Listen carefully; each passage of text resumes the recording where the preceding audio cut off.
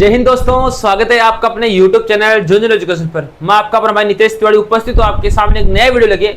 आज अपन इस वीडियो में बात करेंगे, इस क्लास में बात करेंगे जो बीएड सेकंड सेमेस्टर है उसमें जो पेपर होने जा रहा है भाई। पेपर का नाम है education system in India and school management, जो शिक्षा प्रणाली है भारत की वो और विद्यालय प्रबंध। ये जो पेपर है इसके इंपोर्टेंट क्वेश्चन कौन कौन से रहेंगे, कौन से टॉपिक्स अपन को पढ़ने चाहिए, उनके आंसर्स क्या रहेंगे, सारी चीजें इस क्लास में अपन बात करेंगे। तो अगर आप पहली बार देखो झुंझुनू एजुकेशन के साथ जुड़ रहे तो फटाफट चैनल को सब्सक्राइब कर लीजिए, क्योंकि एकमात्र यही यूट्यूब चैनल ऐसा है जिसपे आपको सभी पेपरों के इंपोर्टेंट क्वेश्चन और आंसर्स मिलेंगे। तो सारे लोग इसको सब्सक्राइब कर लीजिए ताकि जैसे अगली क्लास अपलोड हो तो आपके पास नोटिफिकेशन पहुंच जाए।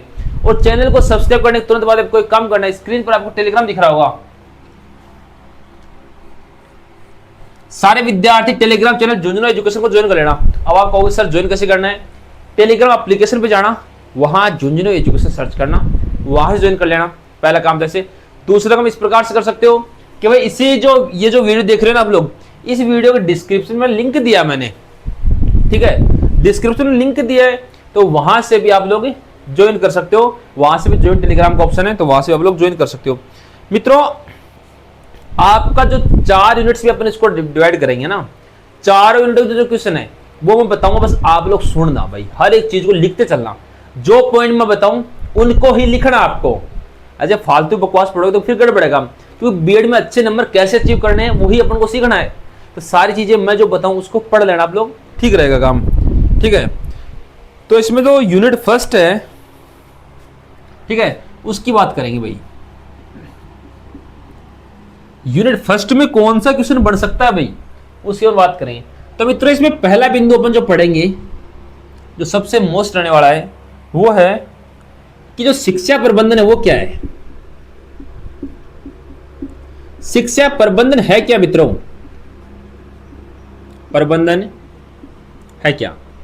अच्छा बिंदु बनता है एजुकेशनल मैनेजमेंट। एजुकेशनल मैनेजमेंट, शिक्षा प्रबंधन क्या है? गजब का क्वेश्चन है ये भाई, लिखो इसको। तो देखो, शिक्षा प्रबंधन का अर्थ है मित्रों कि शिक्षा जो संस्थान है, स्कूल्स जिनको अपन बोलते हैं स्कूल कॉलेज, उनका प्रभावी ढंग से संचालन करना शिक्षा प्रबंधन कहलाता है। तो इसका अर्थ है, शिक्षा प्रबंधन का अर्थ क्या हुआ? सबसे पहले आपसे ये पूछेगा कि इसका अर्थ बताइए। तो छोटा क्वेश्चन यहां से अर्थ वाला भी आ सकता है। तो भाई इसका अर्थ है शिक्षा संस्थान है, ऐसे कैसे लिख लो, शिक्षा संस्थानों का प्रभावी ढंग से संचालन करना। देखो, प्रभावी ढंग का मतलब क्या है कि भाई देखो, स्कूल की कितनी फीस होगी, किस प्रकार से अपन को बच्चों को जोड़ना है, किस प्रकार से मैनेजमेंट जो टीम है वो स्कूल को चलाएगी, किस प्रकार से क्लासेस लगनी है, किस क्लास में कौन सा टीचर कब रहेगा, ये सारी चीजें इसमें आती हैं। कि भाई शिक्षा संस्थान है जहां पे विद्यालय बच्चे पढ़ रहे हैं, उस विद्यालय का संचालन किस तरीके से हो रहा है उसको ऊपर बोलते हैं शिक्षा प्रबंधन। कई बार ऐसा होता है ना कि कहते हैं यार उस स्कूल में तो पीरियड्स नहीं लगते, उस स्कूल में तो क्लासेस नहीं आती हैं, तो फिर वो क्या है कि वहाँ पे शिक्षा संचालन सही तरीके से नहीं हो रहा। और कुछ ऐसे स्ट्रिक्टली होते हैं कि भाई उस कॉलेज में यार हर दिन इतने बच्चे आते हैं, इतने पीरियड्स लगते हैं, उस स्कूल में प्रॉपरली पीरियड लगते हैं कि गणित का अलग टाइम है, इंग्लिश का, मतलब फिक्स जो टाइम है उसके अनुसार पीरियड लगते हैं, वो होता है सही संचालन। तो शिक्षा संस्थान का संचालन करना ही शिक्षा प्रबंधन है। यह क्वेश्चन छप सकता है एग्जाम के अंदर, पढ़ लेना इसको। शिक्षा संस्थानों का प्रभावी ढंग से संचालन करना ही शिक्षा प्रबंधन कहलाता है। लिखो इसको, लाइन को फटाफट लिखिए, फटाफट आप लोग इसको।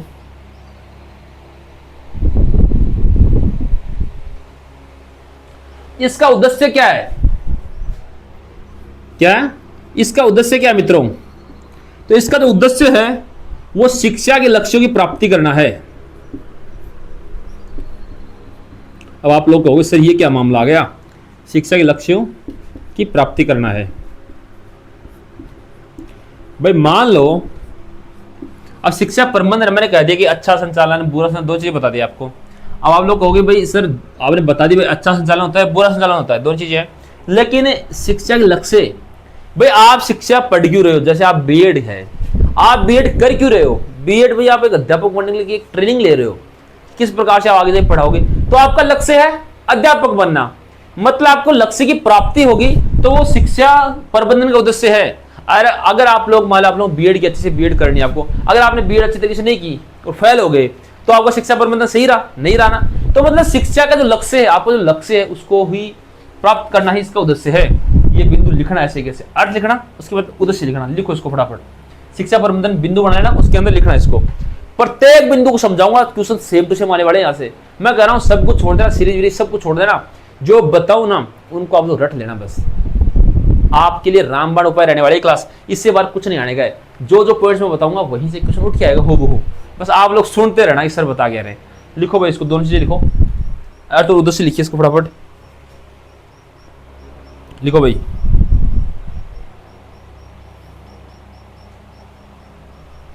लिखिए शिक्षा प्रबंधन, लिख लिया। इसका अगला बिंदु है, इसका नेचर क्या है भाई?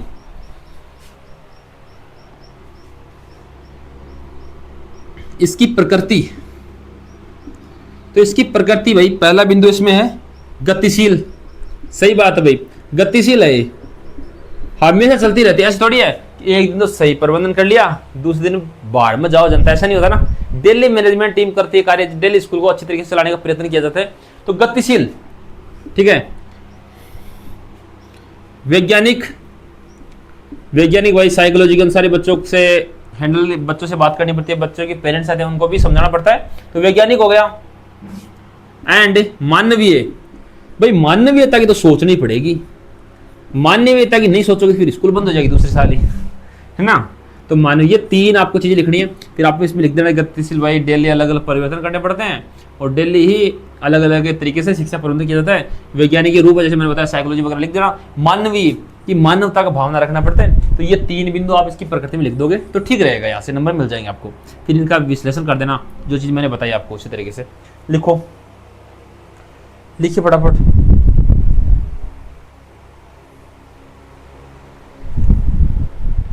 योगी की प्रकृति। अब देखो इसमें आता है इसकी आवश्यकता क्या है।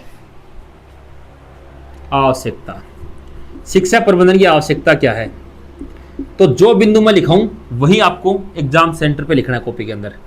पहला बिंदु है इसमें उपलब्ध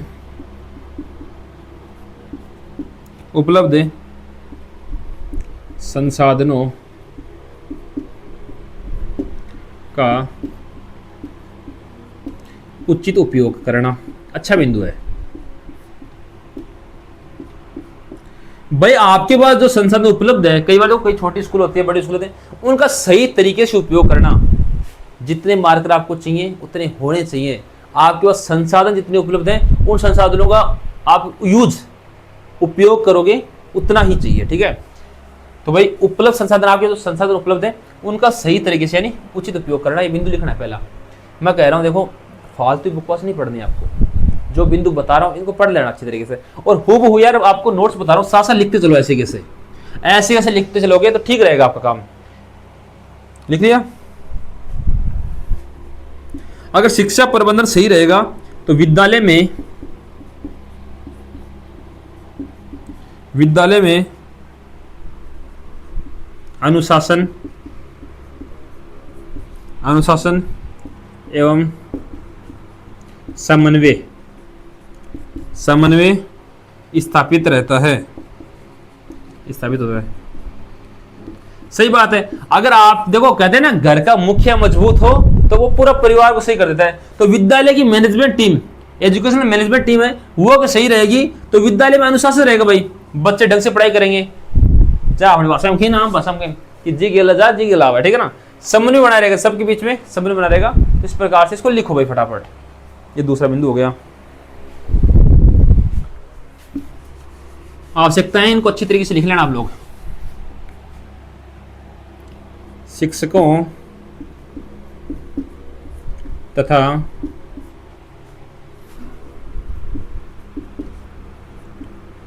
विद्यार्थियों के विकास में सहायक। सही है भाई। शिक्षा प्रबंधन है वो शिक्षक तथा विद्यार्थी विकास में सहायक होगी। पता है आपको, अगर मैनेजमेंट अच्छा होगा तो शिक्षकों तथा विद्यार्थियों के जो विकास है उसमें सहायक होना। ठीक है, अच्छा क्वेश्चन लिखो इसको, एक बार लिखिए इसको फटाफट, लिख लीजिए इसको अच्छी तरीके से।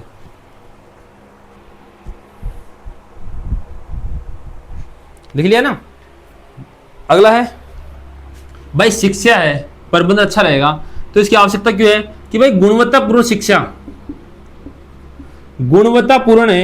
शिक्षा देने के लिए शिक्षा प्रबंधन की आवश्यकता है। अब आपके स्कूल में टीचर क्या पढ़ा रहा है इसकी अपन मॉनिटरिंग नहीं करेंगे, बच्चे क्या पढ़ रहे हैं इसकी अपन मॉनिटरिंग नहीं करेंगे, शिक्षा प्रबंधन इस पर ध्यान नहीं देगा, शिक्षा का मैनेजमेंट सही तरीके से संचालन नहीं होगा, तो शिक्षा में गुणवत्ता कहां से आएगी। तो गुणवत्ता लाने के लिए मतलब अच्छी शिक्षा लाने के लिए शिक्षा प्रबंधन की आवश्यकता होती है मित्रों, लिखो इसको। नेक्स्ट बिंदु है विद्यालय की कार्य क्षमता बढ़ाता है,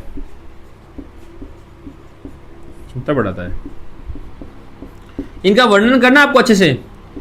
विद्यालय कार्य क्षमता ऑटोमेटिक बढ़ेगी भाई, शिक्षा प्रबंधन होगा तो शिक्षा प्रबंधन के कारण विद्यालय जो कार्य क्षमता, कार्य करने की क्षमता वो बढ़ जाएगी, इस प्रकार से होगी आवश्यकता। तो पहला क्वेश्चन इसी प्रकार से आएगा कि शिक्षा प्रबंधन का अर्थ, ठीक है, अर्थ, उद्देश्य, प्रकृति एवं इसकी आवश्यकता बताइए। पहला क्वेश्चन इसी तरीके से है कि शिक्षा प्रबंधन एजुकेशन मैनेजमेंट है, उसका अर्थ, उसकी मीनिंग क्या है, उसका नेचर, उसकी प्रकृति क्या है, ठीक है, उसके ऑब्जेक्टिव्स, उसके ये जो उद्देश्य क्या है एंड उसकी आवश्यकता, उसकी नीड्स क्या है, ये चीज आपको पूछेगा। तो लिख लेना school education management is very must question for us, ठीक है। तो ये बहुत शानदार क्वेश्चन रहने वाला है, इसको अच्छी तरीके से पढ़ लेना आप लोग। विद्यालय प्रबंधन का क्वेश्चन हूबहू एग्जाम में छपेगा, तो विद्यालय तो नहीं है, एजुकेशन शिक्षा प्रबंधन, शिक्षा प्रबंधन है ना, शिक्षा प्रबंधन का क्वेश्चन 100% एग्जाम में छपने वाला है, तो इसको लिख लेना भाई, ठीक है, लिखो इसको फटाफट। शिक्षा प्रबंधन अच्छा क्वेश्चन है। इसमें एक चीज ऐड करेंगे, ये तो हो गया पहला क्वेश्चन। अब इसके अर्थों में जो क्वेश्चन आएगा कि वह शिक्षा जो प्रबंधन है उसके कार्य क्या हैं, बात तो ये भी मजेदार है। क्वेश्चन बनेगा कि शिक्षा प्रबंधन के कार्य बताइए। पहले यूनिट में अथवा वाला क्वेश्चन है पहला, शिक्षा प्रबंधन के कार्य बताइए। अब कार्य मैं बताऊं उनका ही वर्णन करना है, फालतू की बकवास मत पढ़ना, कार्य जो बता देता हूं आपको, ठीक है।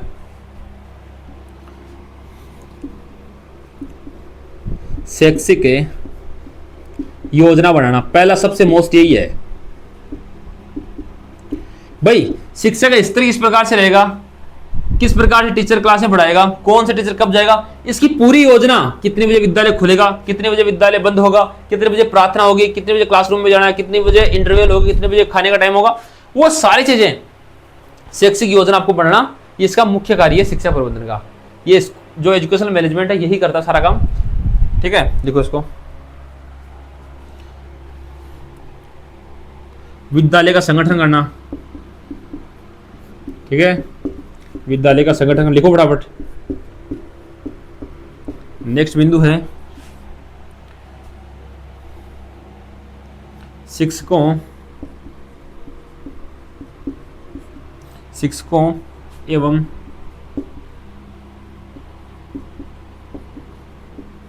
कर्मचारियों का निर्देशन करना।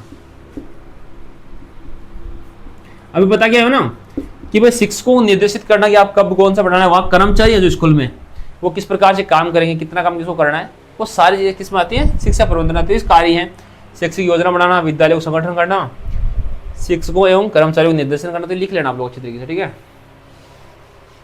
3 बिंदु तो इसमें हो गए। अगला है समय सारणी का विभाजन। मैंने बताया ना टाइम टेबल, कब खाने का टाइम होगा, कब इंटरवल होगी, वो समय सारणी का विभाजन तो इसमें आएगा, मतलब कार्य में आएगा। बता चुका हूँ सारी चीजें, आपको अब लिखना है बस।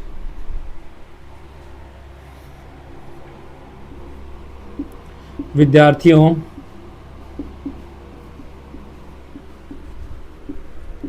विकास हेतु कार्यक्रम कि पढ़ाई के साथ साथ अलग भी कार्यक्रम होना चाहिए जिससे इनका डेवलपमेंट हो, मानसिक और शारीरिक विकास होना चाहिए ना, आयोजित करना।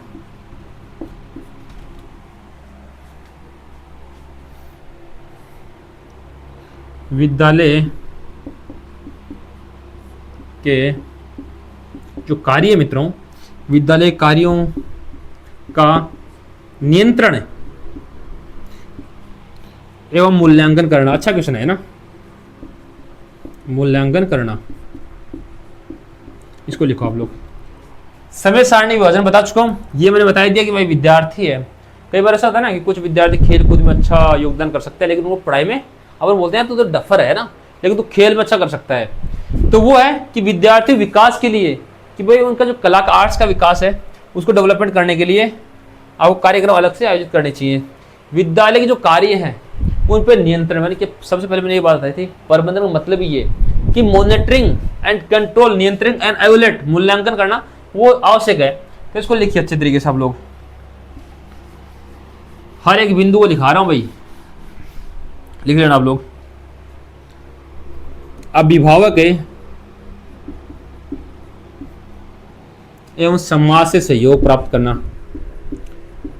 समाज से सहयोग भाई सही है। अब जो सरकारी विद्यालय हैं उनको चलाने के लिए उनमें भाई भामाशाह, देखो आप लोग देखते हो कभी स्कूल जाना और जाए होंगे भाई, गए होंगे इंटर्नशिप में, आप लोग गए होंगे इंटर्नशिप में, तो वहां पे जाते एक बोर्ड पे लाइन लगी हुई थी भामाशाहों की सूची, फिर उसमें लिखा हुआ था इसने इतने पैसे दिए, इसने इतने पैसे दिए, मतलब उनसे सहयोग की अपेक्षा करना।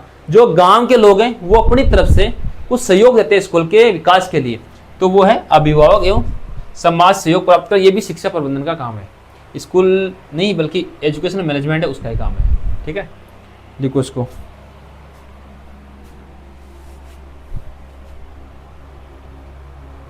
लिखिए फटाफट इसको एक बार आप लोग।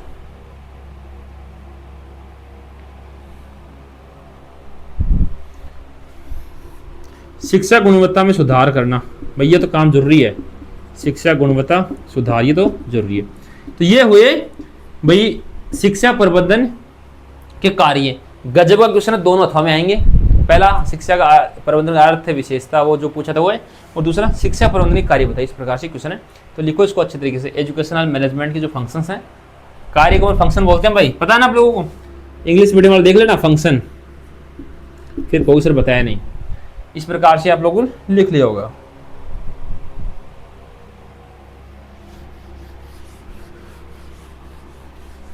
नेक्स्ट बिंदु पे चलेंगे अब अपन। देखो जो बता रहा हूं उनको उसी तरीके लिख लेना। जिसको व्हाट्सएप ग्रुप में ऐड होना है, एक वहां बात है, जिसको व्हाट्सएप ग्रुप में ऐड होना है ये नंबर लिख लेना, इस पे इसको सेव कर लेना जूनियर एजुकेशन के नाम से पहले तो। फिर इस नंबर को सेव करने के बाद व्हाट्सएप पर मैसेज करना खुद का नाम, जिस कॉलेज से आप बीएड कर रहे हो उस कॉलेज का नाम, और बीएड सेकंड सेमेस्टर, ये 3 चीजें लिख के भेजनी है आपको। 3 चीजें भेजोगे तभी हम ग्रुप में ऐड कर पाएंगे, वरना नहीं करेंगे। खुद का नाम मित्रों, एंड जिस कॉलेज से आप कॉलेज कर रहे हो, बीएड कर रहे हो उस कॉलेज का नाम, एंड भाई आपका जो सेमेस्टर बीएड सेकंड सेमेस्टर लिख के भेज देना आप लोग, आपको तुरंत प्रभाव से जोड़ देंगे हम लोग। एक क्वेश्चन आता है, वो आता है इफेक्टिव एजुकेशनल, प्रभावी शिक्षा प्रबंधन। एजुकेशनल जो आपका इफेक्टिव एजुकेशनल मैनेजमेंट है, effective educational management, effective educational management, ठीक है। इफेक्टिव एजुकेशनल मैनेजमेंट है, इसके बारे में अपन पढ़ेंगे। इससे क्या क्वेश्चन, 2 प्रकार के क्वेश्चन माना था, देखो उत्तर सेम रहेगा, क्वेश्चन 2 प्रकार से, गुण पूछ लेगा या विशेषता पूछ लेगा, दोनों ही चीजें सेम बात है। ठीक है, लिखो इसको, लिखो भाई, प्रभावी शिक्षा प्रबंधन के विशेषताएं क्या है, ऐसे क्वेश्चन पूछेगा आपसे। ठीक है, विशेषता गुण पूछ लेगा, तो इसकी विशेषता मैं बता रहा हूं, वही लिखनी है आपको।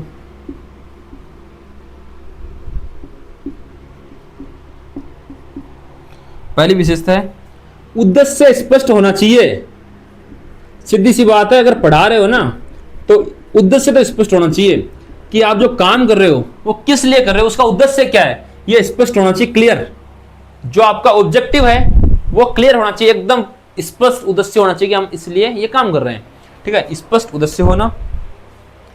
और जो इसका लीडर बनाना है आपको, इसका जो लीडर बनाना है आपको, वो योग्य कुशल होना चाहिए, योग्य एंड कुशल नेतृत्व है। अब मान लो आपकी जो स्कूल है उसका शिक्षा प्रबंधन की टीम है, मैनेजमेंट टीम है, उसको आप लोगों ने उसका जो अध्यक्ष बना रहे हो वो खुद ही मतलब कुशल नहीं हुआ, वो ध्यान नहीं देता किसी काम में, फिर काम कैसे होगा। इसलिए सबसे पहले आपको यही काम करना है, जो उसका अध्यक्ष है वो योग्य एवं कुशल होना चाहिए, और उसमें सदस्य हैं वो भी योग्य एवं कुशल नेतृत्व वाले होने चाहिए कि वो खुद लीडरशिप कर सकते हैं, कभी घबराते नहीं वो, है ना। ऐसे लोगों को इनका दायित्व देना चाहिए। इसकी जो कार्यशैली है, कौन सी शैली, कार्यशैली, वो एकदम लोकतांत्रिक होनी चाहिए। ऐसे नहीं कि भ्रष्ट नहीं होनी चाहिए, लोकतांत्रिक इसकी कार्यशैली होनी चाहिए। देखो इसको, देखो फटाफट लिख लिया ना, लोकतांत्रिक कार्यशैली होनी चाहिए। जो कम्युनिकेशन है, संचार है, वो प्रभावी होना चाहिए, प्रभावी संचार व्यवस्था होनी चाहिए, ठीक है।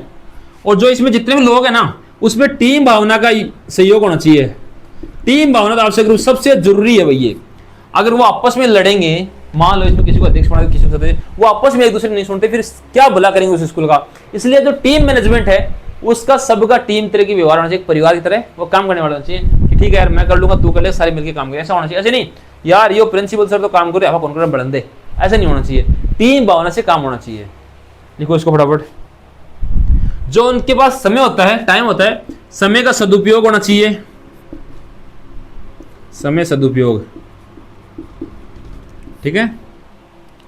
जो निर्णय है वो उचित निर्णय क्षमता होनी चाहिए, मतलब डिसीजन जो ले रहे हो वो तो कम से कम सही होना चाहिए ना। डिसीजन अच्छा लेने की क्षमता होनी चाहिए किसमें, इन लोगों में। अगर ये अच्छा बिल्डिंग है, ये अच्छा अगर मतलब कि भाई निर्णय लेगा तो काम ठीक हो जाओ। लिखो भाई इसने। और नवाचार होना चाहिए भाई, नवाचार। अब आज के टाइम अगर ये शिक्षा प्रबंधन 1990 वाली शिक्षा प्रणाली अपनाएगा तो कैसे चलेगा। आज के टाइम विद्यार्थियों को क्या चाहिए, विद्यार्थी किस में अपनी रुचि दिखा रहे हैं वो डेवलप करना चाहिए, वो इंप्लीमेंट करना चाहिए अपने स्कूल में, है ना। इस प्रकार से कुछ बिंदु इनको लिख लेना आप लोग, इनका वर्णन कर देना। स्पष्ट उद्देश्य होना चाहिए, योग्य कुशल नेतृत्व होना चाहिए, कार्यशील लोकतांत्रिक होनी चाहिए, प्रभावी संचार व्यवस्था होनी चाहिए, टीम भावना होना चाहिए, समय का सदुपयोग होना चाहिए, उचित निर्णय क्षमता होनी चाहिए एवं नवाचार का इंप्लीमेंट होना चाहिए भाई। ठीक है, लिखो इसको, लिख लो इसको अच्छी तरीके से। अच्छा क्वेश्चन है ना, हर एक चीज को समझिए। नंबर लिख लिया सब लोगों ने, बैठा देता हूं मैं ना।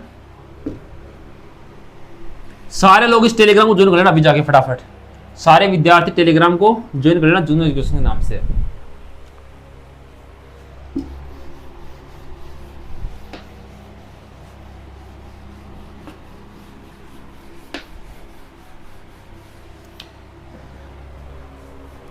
भाई क्वेश्चन बनता है, भारत है, देखो यहां मैं पॉइंट लिखाऊंगा कुछ, उनको ढंग से लिखना। इधर भारत लिखता हूं,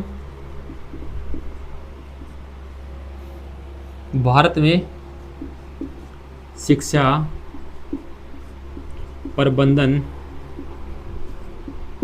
संरचना, इधर मैं राजस्थान लिखता हूं,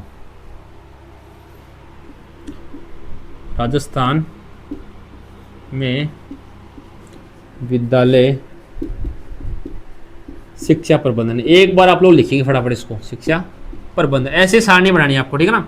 दो क्वेश्चन अलग अलग बनेंगे, दोनों अथवा में आएंगे, ध्यान से लेना। दो क्वेश्चन अलग अलग पढ़ेंगे कि भारत में शिक्षा प्रबंधन संरचना बताइए एवं राजस्थान में शिक्षा प्रबंधन संरचना वो बताइए। इस प्रकार से क्वेश्चन बनेगा, तो दोनों क्वेश्चन समझाऊंगा, सारी चीजें समझाऊंगा। एक बार लिख लो इसको फटाफट, फटाफट लिखिए सब लोग,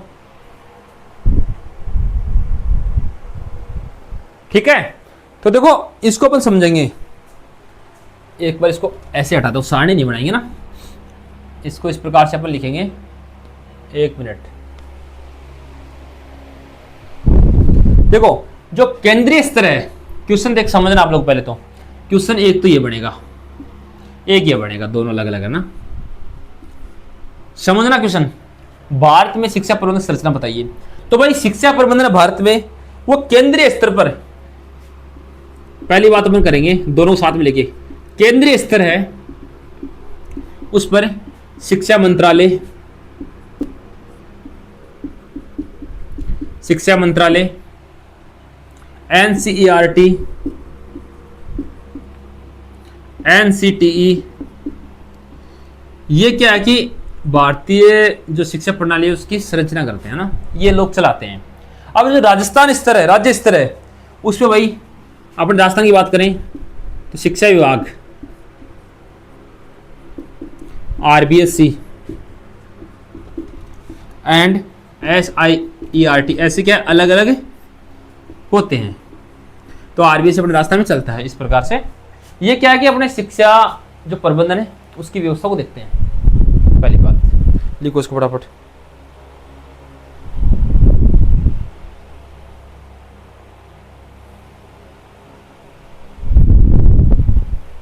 पहले कुछ काम बताता हूं मैं, जैसे इनका काम क्या होता है भाई, जो शिक्षा प्रबंधन टीम है, मैं बता क्या हूं अभी तक। अब इनका अलग अलग काम क्या होता है, जैसे सबसे मुख्य काम दोनों का ही, चाहे भारत हो चाहे राजस्थान हो, शिक्षा की गुणवत्ता में सुधार।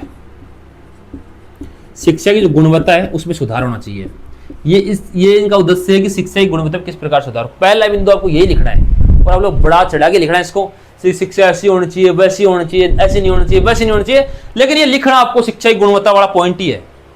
ये क्वेश्चन कन्फर्म आएगा एग्जाम के अंदर, पूछेगा आपसे हुबहू कि भारत में शिक्षा प्रबंधन प्रणाली किस प्रकार से है, भारत में राजस्थान में विद्यालय शिक्षा प्रबंधन किस प्रकार से है, ये आपको बताना है। संरचना किस प्रकार से आपको बताना है, ऐसे पूछेगा आपसे, ठीक है। इसमें जो राजस्थान है इसमें जिला शिक्षा अधिकारी है ना, जिला शिक्षा अधिकारी ये करता है भाई विद्यालय की निगरानी। शिक्षा अधिकारी राजस्थान में जिला शिक्षा अधिकारी विद्यालय की निगरानी करता है भाई। लिखना आपको विद्यालयों की, आपसे पूछ लिया किसी ने करता है कि भाई अपने राजस्थान में जो विद्यालय स्कूल्स हैं उनकी निगरानी कौन करता है, तो आप लोग लिखोगे जिला शिक्षा अधिकारी, ठीक है ना, इस प्रकार से लिखना है।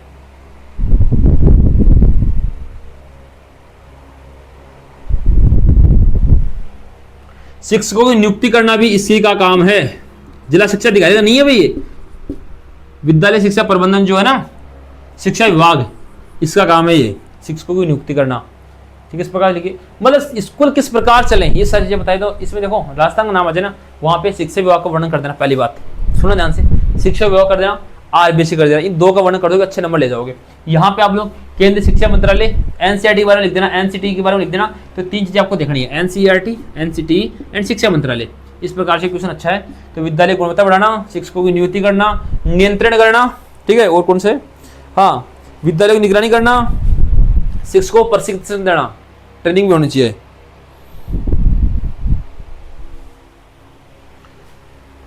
और विद्यालय के अंदर जो ऐसे राजस्थान के बारे में पूछे तो पूछना कि बताना आप लोग कि विद्यालय में प्रधानाचार्य है,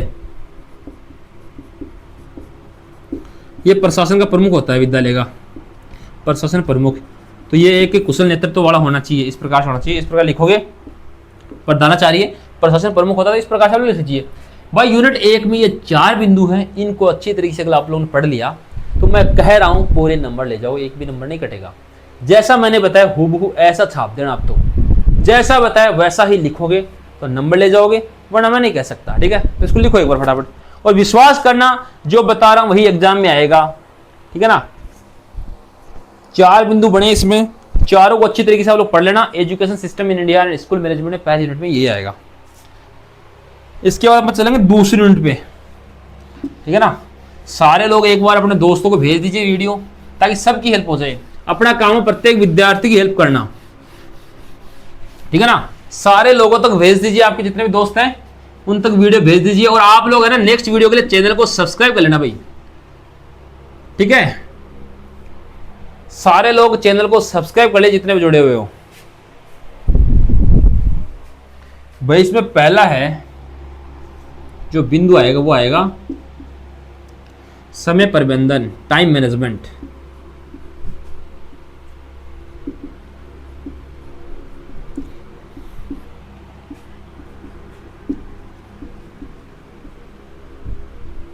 टाइम मैनेजमेंट क्या है, अच्छा क्वेश्चन है।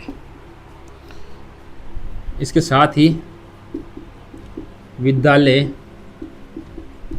कैलेंडर एवं समय सारणी का महत्व बताइए। समय सारणी के बारे में बताना है। पिछले में बता के आए हम समय सारणी वाला सिस्टम, तो कि भाई समय प्रबंधन क्या है और विद्यालय कैलेंडर और समय सारणी का महत्व बताइए। लिखो इसको फटाफट। लिखिए भाई, इसका भाई अर्थ क्या है, पहला बिंदु वही आएगा अर्थ। समय का जो टाइम है, समय का उचित एवं प्रभावी उपयोग करना।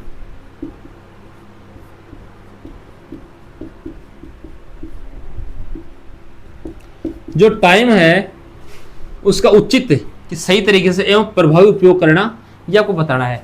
समय का उचित एवं प्रभावी उपयोग करना, पहला बिंदु यही है। समय प्रबंधन होता है कि जो आपको टाइम दिया गया है उस टाइम का यूज आप लोग सही तरीके से करो, उचित उपयोग करो एंड प्रभावी उपयोग करना। इस प्रकार से आप लोग लिखेंगे, इसको लिखो फटाफट। लिख लिया इसका अर्थ, इसके बारे में फिर आप लोग लिख देना समय वगैरह बारे में। अब बात करेंगे विद्यालय कैलेंडर है, वो अपन को क्या बताता है भाई। विद्यालय कैलेंडर पूरे वर्ष भर की,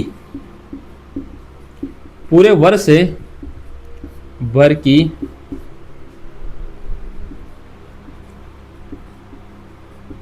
गतिविधियों का विवरण देता है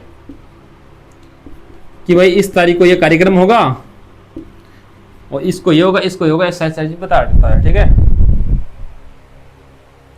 लिखो इसको, समय सारणी को ले लेते हैं इधर ही। इनका अर्थ फिर आप लोग वर्णन कर देना इनका ना, पूरे वर्ष के बारे में फिर लिख देना। शैक्षणिक व शैक्षणिक गतिविधियां करवाई जाती हैं, इस प्रकार से योग में सारी चीजें आपको इसमें लिखोगे तो ठीक रहेगा। थोड़ा सा लिख लो इसको, समय सारणी हो गई। अब भाई जो समय सारणी उसका क्या महत्व है, इसे सभी विषय, पहला तो ये सभी विषय जो भी है उनका संतुलित अध्ययन होता है। सही बात है कि भाई 40-40 मिनट के पीरियड्स किए आप लोगों ने, तो उसके सही तरीके से पढ़ाई होगी ना। ऐसे थोड़ी एक समय सारणी ऐसे बना दी कि गणित तो पढ़ा रहे हो आप 3 घंटे, हिंदी पढ़ा ही नहीं रहे, ऐसे नहीं होता। समय सारणी का विभाजन इस प्रकार से होना चाहिए कि सभी जितने सब्जेक्ट है ना उनका संचालन सही तरीके से हो, जितने सब्जेक्ट हैं उनको सही तरीके से पढ़ाया जाए, इस प्रकार से आपको लिखना है।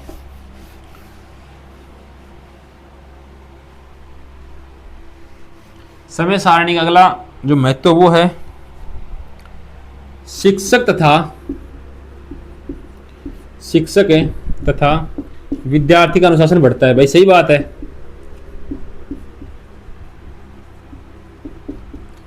कि अगर आप लोग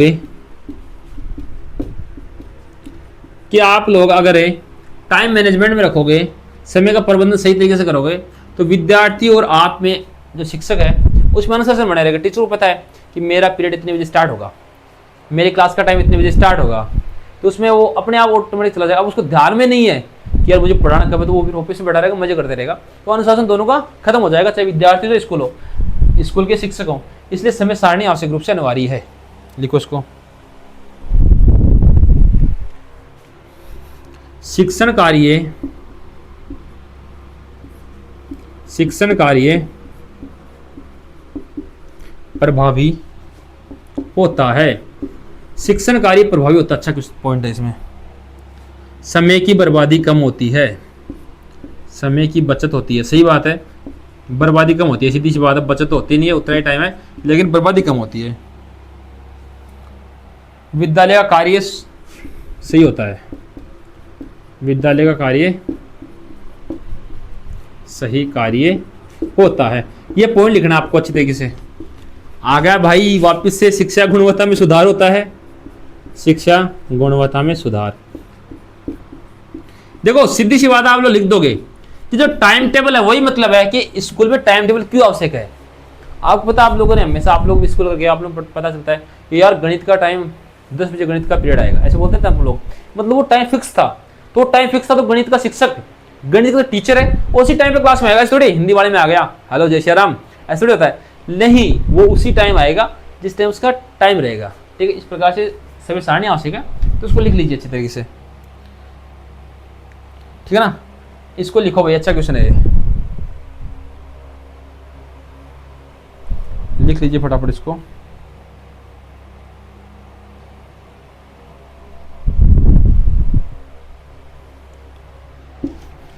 समय प्रबंधन हो गया, विद्यालय कैलेंडर एवं समय सारणी का महत्व आपने बता दिया। नेक्स्ट बिंदु आएगा इसमें समय सारणी है, जो टाइम टेबल है, समय सारणी के सिद्धांत एवं प्रकार बताइए। समय टाइम टेबल, उसके प्रिंसिपल्स एंड उसके टाइप्स आपको बताने हैं। लिखो भाई, पहले पॉइंट तो इसमें ये है कि समय सारणी संतुलित एवं व्यवहारिक हो। लिख लेना सारे लोग साथ साथ जो बता रहा हूं उसको। इसका सिद्धांत है, सिद्धांत कौन कौन से होने चाहिए बता रहा हूं।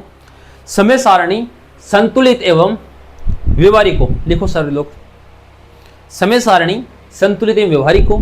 दूसरा पॉइंट लिखिए, कठिन विषय को प्रातः काल में रखा जाए। सही बात, आप लोग नहीं कहते कई बार कि यार गणित तो सुबह सुबह पढ़ा, तो फिर कहते हैं ना कि यार गणित सुबह सुबह पढ़ते हैं तो दिमाग में सेट होती है और दोपहर नींद आती है, ऐसे बोलते हैं ना। जो हार्ड सब्जेक्ट है उसका जो टाइम है, टेबल है, वो सुबह रखना चाहिए। जल्दी जाते ही सबसे पहले वही सब्जेक्ट पढ़ना चाहिए। विश्राम और खेल का समय निर्धारित हो कि आधे घंटे का टाइम, जैसे 10 से 10:30 तक इंटरवल होगी, इस टाइम बच्चे रेस्ट कर सकते हैं। ठीक है।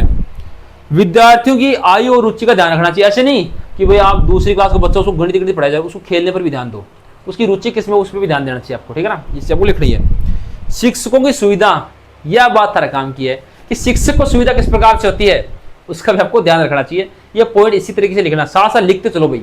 शिक्षकों की सुविधा का ध्यान रखना, ऐसे ही लिखना। सीरीज में कुछ मिला आपको वो मत लिखना, जो मैं बता रहा हूं उसको लिख लो भाई। ठीक है। समय सारणी में लचीलापन होना चाहिए, थोड़ा सा, ज्यादा नहीं होना चाहिए, थोड़ा सा, इस प्रकार से, है ना। अब ये तो सिद्धांत है। अब इसके प्रकार हैं वो बता रहा हूं भाई। इसके प्रकार क्या हैं वो आपको लिखने हैं। पहला प्रकार है सामान्य समय सारणी। सामान्य समय सारणी। दूसरा प्रकार है शिक्षक है समय सारणी। ऐसे आपको लिखना है वहां पे। तीसरा पॉइंट है, प्रकार है तीसरा, वो है कक्षा समय सारणी। एंड लास्ट है प्रयोगशाला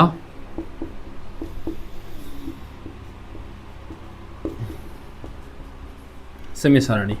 ठीक है। आप लोगों ने आज तक ये सुना है शिक्षक कि वो कितने बजे टीचर क्लास में जाए, कितने बजे वापस आएगा, ये शिक्षक समय सारणी। सामान्य समय सारणी की प्रार्थना कब होगी, क्लासेस कब से लगेंगी, जो आपकी क्लास कब से लगेंगी, एंड इंटरवल कब होगी, छुट्टी कब होगी, ये सामान्य समय सारणी में आता है। शिक्षक समय सारणी में कितने बजे क्लास में जाएगा टीचर, कितने बजे आएगा वापस, ये इसमें रहता है।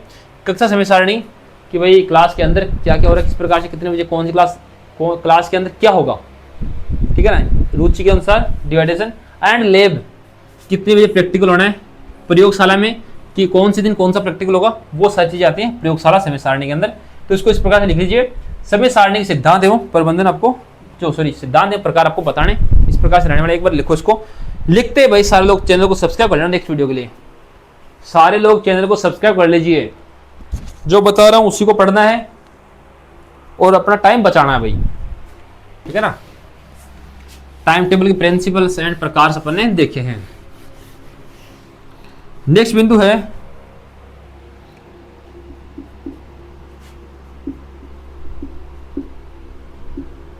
पाठ्यक्रमीय एवं सह पाठ्यक्रमीय एवं सह पाठ्यक्रमीय गतिविधियां। अब इनसे पूछा गया कि पाठ्यक्रमीय एवं सह पाठ्यक्रमीय जो गतिविधियां उनका महत्व क्या है, ये पूछेगा। अब महत्व मैं बता रहा हूं वही लिखना है। ठीक है। सर्कुलर, एक मिनट, सर्कुलर एंड को सर्कुलर एक्टिविटीज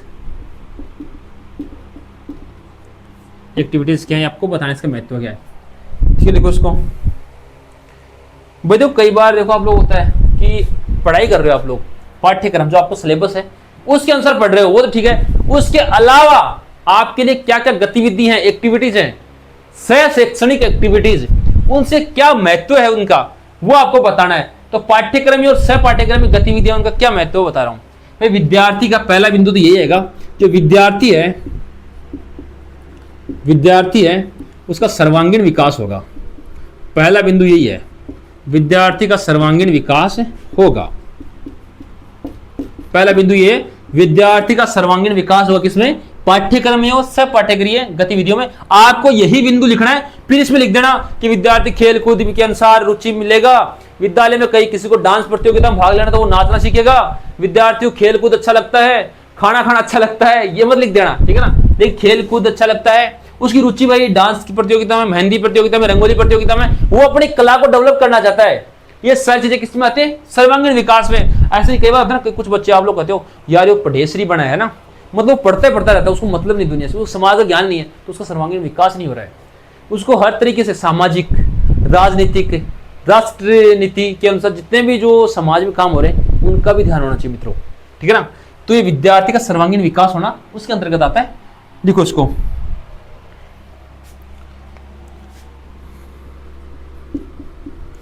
आत्मविश्वास व नेतृत्व क्षमता बढ़ेगी। क्षमता बढ़ना, अब सही बात है भाई। अब किसी विद्यार्थी को मान लो 10 लोगों के सामने भाषण देना नहीं आता, बोलना नहीं आता, और आपने सह पाठ्यक्रमीय जो गतिविधियां हैं उनके अंतर्गत उसी विद्यार्थी को प्रत्येक बार आगे बुला के पूछना शुरू किया और बोलना सिखाया, तो वो 10 या 15 दिन में अच्छी तरीके से सीख सके। तो उसका आत्मविश्वास बढ़ेगा कि मैं ये भी कर सकता हूँ, मैं ये भी कर सकती हूँ। तो इस प्रकार से आपको लिखना है भाई, ठीक है साथियों। नेक्स्ट बिंदु इसका,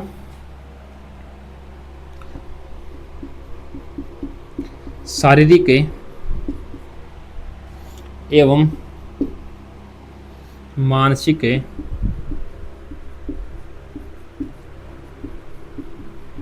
विकास होता है। सही बात है भाई। देखो खेल कूद से शारीरिक विकास होगा और दिमाग में बहुत ज़्यादा लगो तो मानसिक विकास भी होगा।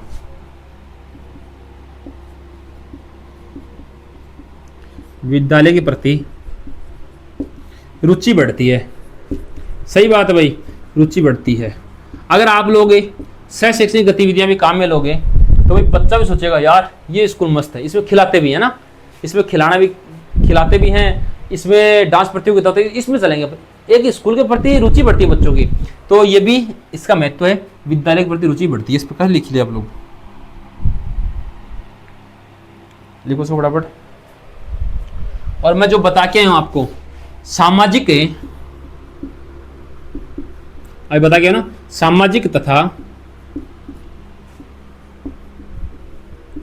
नैतिक मूल्यों का विकास होता है।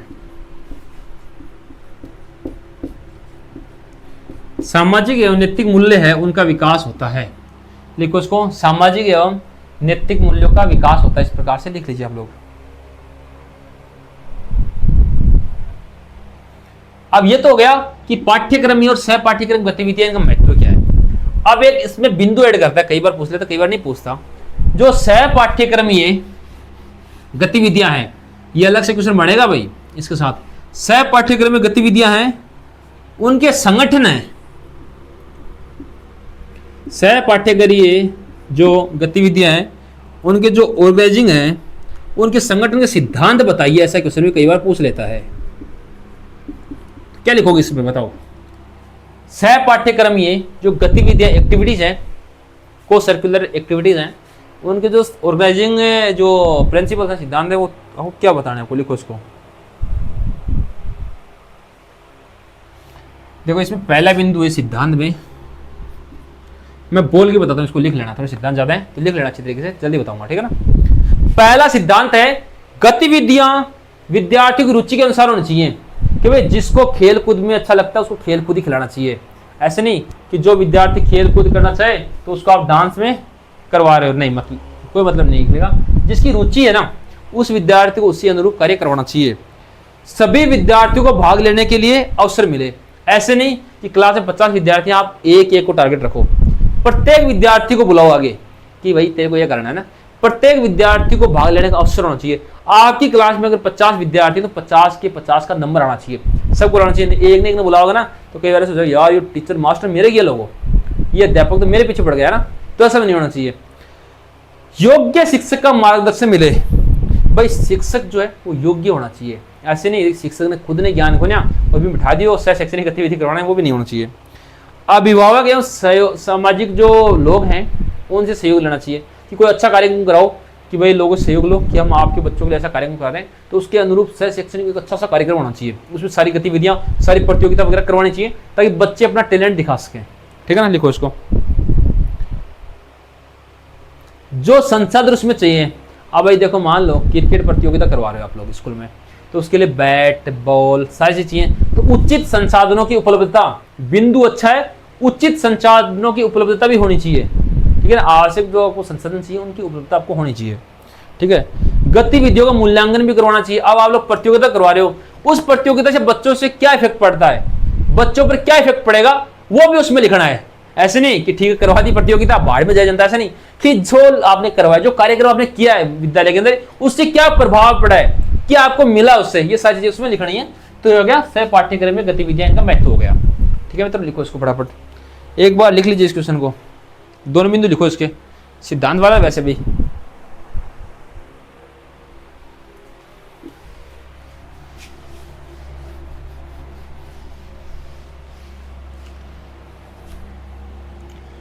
अगला बिंदु है सेकंड मिनट में,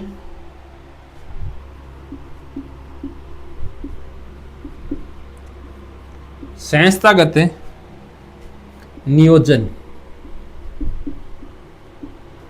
संस्थागत नियोजन क्या है? ठीक है, लिखो इसको एक बार, एवं इसके चरण बताइए। जो आपकी संस्थागत नियोजन है, इंस्टीट्यूशनल प्लानिंग है, तो प्लानिंग जो इंस्टीट्यूशनल प्लानिंग है उसके चरण क्या है वो आपको बताना, स्टेप्स क्या है। ये भाई विद्यालय है, जो स्कूल है, विद्यालय के जो विकास होना है मित्रों,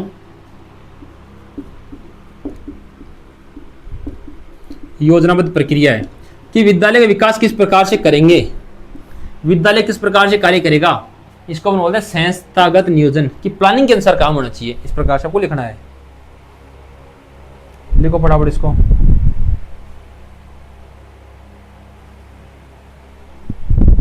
जो स्कूल की वर्तमान स्थिति है उसका अध्ययन आवश्यक है भाई, बहुत जरूरी है ये।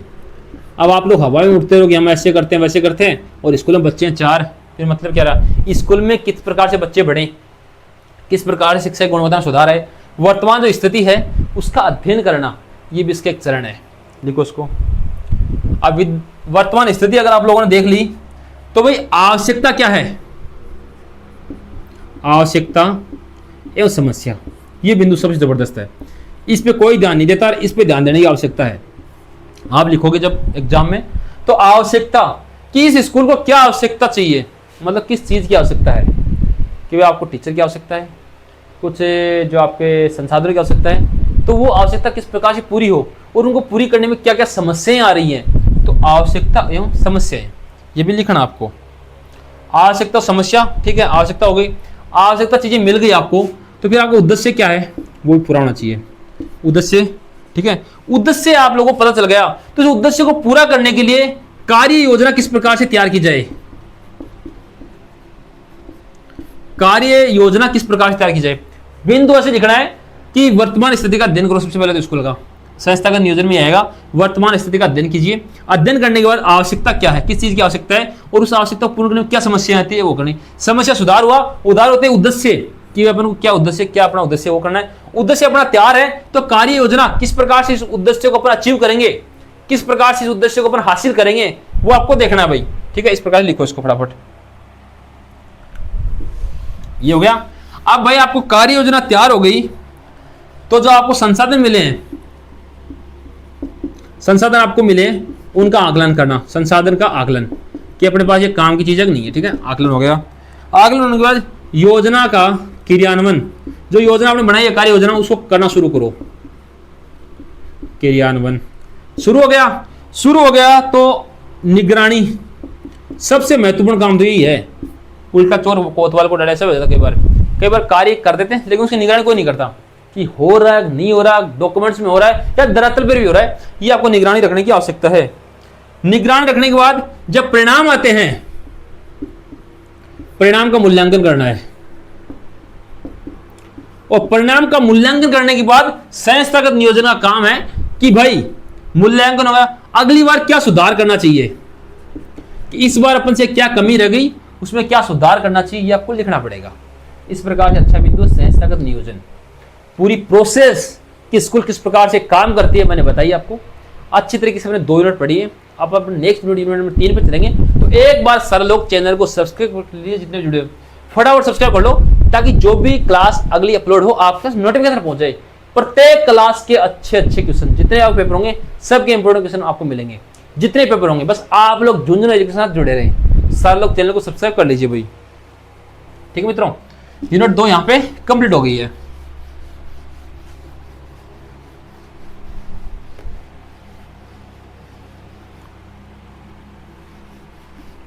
यूनिट नंबर 3 है। इसमें जो पहला क्वेश्चन है वो है वैदिक। एक बार सारे लोग लिखिए, सब्सक्राइब कीजिए एक बार फटाफट सारे लोग। 10 सेकंड का टाइम है, शेयर कर दो एक बार ताकि सब लोग जुड़ जाएं। ठीक है, तो एक बार शेयर कर दिया आप लोगों ने। अब अपन बात करेंगे यूनिट 3 है, उसमें पहला क्वेश्चन किस प्रकार से बनता है, उसके आंसर्स क्या रहेंगे वो अपन डिस्कस करेंगे। वैदिक बौद्ध एवं मध्यकालीन शिक्षा प्रणाली का वर्णन कीजिए। मध्यकालीन शिक्षा जो प्रणाली है मित्रों, ठीक है, उसका वर्णन करना है। कौन सी का? वैदिक, बौद्ध एवं मध्यकालीन तीनों शिक्षा प्रणाली है, जो एजुकेशनल सिस्टम है वो क्या है उसकी बात करेंगे अपन। ठीक है, लिखो भाई इसको। देखो सबसे पहले वैदिक की बात करते हैं। वैदिक के टाइम, वैदिक काल था ना, उस टाइम गुरुकुल शिक्षा थी। गुरुकुल शिक्षा पहले के जो राजा महाराजा और जो पढ़ते थे ना, गुरुकुलों में जाके जंगलों में शिक्षा ग्रहण करते थे। जैसे रामचंद्र जी हैं, वो गए थे अपने गुरु के यहाँ पढ़ने के लिए। ठीक है, जंगलों में जाके शिक्षा, गुरुकुलों में जाके शिक्षा ग्रहण करना, ये काम का था, वैदिक का था। समझ रहे आप लोग? लिखो इसको। इस शिक्षा का मुख्य उद्देश्य क्या था? आप लोग गुरुकुल शिक्षा, फिर उसके बारे में पूरा लिख देना, गुरुकुल कहां होते थे, किस प्रकार, सारी चीजें आपको लिखनी है। अब इसका उद्देश्य क्या था? गुरुकुल शिक्षा है, इसका उद्देश्य क्या था भाई? इसका उद्देश्य था मुख्य, आपको 2 चीज लिखनी, चरित्र निर्माण, कि कैरेक्टर कैसे सही हो, चरित्र निर्माण एवं व्यक्तित्व विकास, पर्सनैलिटी डेवलपमेंट मित्रों, उसकी बात कर रहा है। ठीक है, व्यक्तित्व विकास करना और चरित्र निर्माण करना किसका काम था? गुरुकुल शिक्षा का। और गुरुकुल की शिक्षा कौन सी शिक्षा प्रणाली थी? वैदिक शिक्षा प्रणाली थी। वैदिक शिक्षा प्रणाली थी वो गुरुकुल शिक्षा होती थी, गुरुकुल के अंदर जाकर शिक्षा लेते थे, वो वैदिक प्रणाली थी। एंड इसके अंदर चरित्र निर्माण और व्यक्तित्व विकास की भावना विकसित होती थी। लिखो इसको, लिखो फटाफट। ये हो गया वैदिक शिक्षा। दूसरा बिंदु है जो आपका बौद्ध शिक्षा है, ये कहां होती थी? विहार, बिहार नहीं है भाई, विहार, विहार तथा महाविहार शिक्षा। इसके अंदर विहार तथा महाविहार शिक्षा प्रमुख केंद्र थे। इसका मुख्य उद्देश्य क्या था? 2 चीजें बता रहा हूं, कहां केंद्र था, विहार और महाविहार शिक्षा में। इसका उद्देश्य क्या था वो लिख लेंगे साथ साथ। नैतिकता कि नैतिक मूल्य ज्ञान होना चाहिए, आपको लिखना है, नैतिकता एवं व्यवहारिक ज्ञान, ऐसे ही आपको बिंदु लिखना है। यह तीसरा है मध्यकालीन शिक्षा प्रणाली। तो मध्यकालीन है, मध्यकाल में शिक्षा कहां दी जाती थी? मकतब एंड मदरसे, ये शिक्षा के प्रमुख केंद्र थे मध्यकालीन में। मदरसे और मकतब यहाँ पे प्रमुख केंद्र थे, यहाँ पे शिक्षा दी जाती थी मध्यकालीन शिक्षा प्रणाली के अंतर्गत। लिखो इसको। इसमें भाई धार्मिक शिक्षा, धर्म की शिक्षा दी जाती थी। धार्मिक शिक्षा है ये सबसे ज्यादा पढ़ाई जाती थी। धार्मिक शिक्षा लिखना आप लोग, धार्मिक शिक्षा, फिर धर्मों के बारे में लिख देना। ठीक है, लिखो इसको। लिखो फटाफट। फिर संस्कृत, पाली, अरबी उनके बारे में लिख दिया, लेकिन मेन शिक्षा प्रणाली 3 थी। इस प्रकार से आपको लिखना है। विहार था महाविहार शिक्षा बोध में। जो बिंदु बता रहा हूँ इनको लिख लेना, नोट कर लेना, इनसे बाहर कुछ नहीं आने का है। और आप लोग समझ रहे हो ना कि कहीं और से नहीं आएगा भाई, क्योंकि झुंझुनू एजुकेशन पे विश्वास आप लोगों को अगर आएगा इनसे, ठीक है। तो पहला क्वेश्चन हो गया। पहले क्वेश्चन के अथवा में जो क्वेश्चन आएगा वो है मोस्ट इंपोर्टेंट है। मेकाले के मिनट 1835 एवं बेंटिंग का जो शिक्षा प्रस्ताव था उसका वर्णन करना आपको। बेंटिंग का शिक्षा प्रस्ताव अच्छा बिंदु है। मेकाले मिनट है। बेंटिंग जो एजुकेशनल रिजोल्यूशन प्रस्ताव को अपन बोलते हैं रिजोल्यूशन था, उसका आपको वर्णन करना है। लिखो इसको फटाफट लिख लीजिए। देखो मेकाले है ना, इन्होंने किसका समर्थन किया? पहला बिंदु आपको लिखना है कि मेकाले ने अंग्रेजी शिक्षा का समर्थन किया। पहला बिंदु आपको यही लिखना है उत्तर में कि मेकाले ने अंग्रेजी शिक्षा का समर्थन किया। साथियों समर्थन किया। अच्छा क्वेश्चन, लिखो इसको।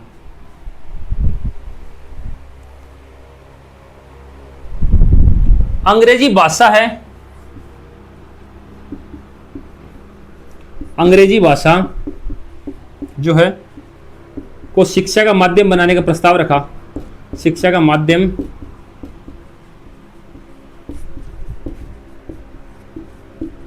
बनाने का प्रस्ताव रखा। मतलब कुल मिला की बात यही है, इनके नाम ही अंग्रेजों जैसे हैं, मेकाले, बेंटिंग का। फिर बेंटिंग क्या है कि ये जो प्रस्ताव है इसको एक्सेप्ट कर लेता है। ठीक है, चलो बना देंगे, इस प्रकार से कर लेता है। ये गवर्नर जनरल था भाई, बेंटिंग था। ये 1835 में इसे स्वीकार कर लेता है। किसे? देखो सबसे पहले बात है, जो मेकाले है ये बोलता है कि भाई अंग्रेजी शिक्षा इसका समर्थन करना चाहिए, और अंग्रेजी भाषा है वो शिक्षा का माध्यम होना चाहिए, इंग्लिश में पढ़ाओ। फिर हमारा बेंटिंग जी आया, अंग्रेज है भी, इन्होंने कहा कि चलो ठीक है तो इंग्लिश को अपन एक्सेप्ट करते हैं।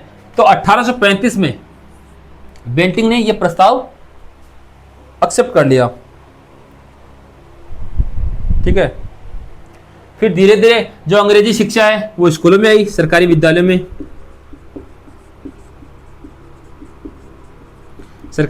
ठीक है, लिखो। फिर इसके बाद भाई देखो अंग्रेजी भाषा हुई तो शिक्षा में बढ़ावा, क्योंकि विदेशों में जो अंग्रेजी बोले जाते थे अपने लोग सीखने लगे, तो वहां पे जाके बिजनेस करना स्टार्ट किया, लोगों से संबंध बढ़े, मजबूत हुई, और आधुनिक शिक्षा प्रणाली स्टार्ट हो गई। मॉडर्न एजुकेशन पॉलिसी वो स्टार्ट हो गई, वो आपको देखनी, ठीक है।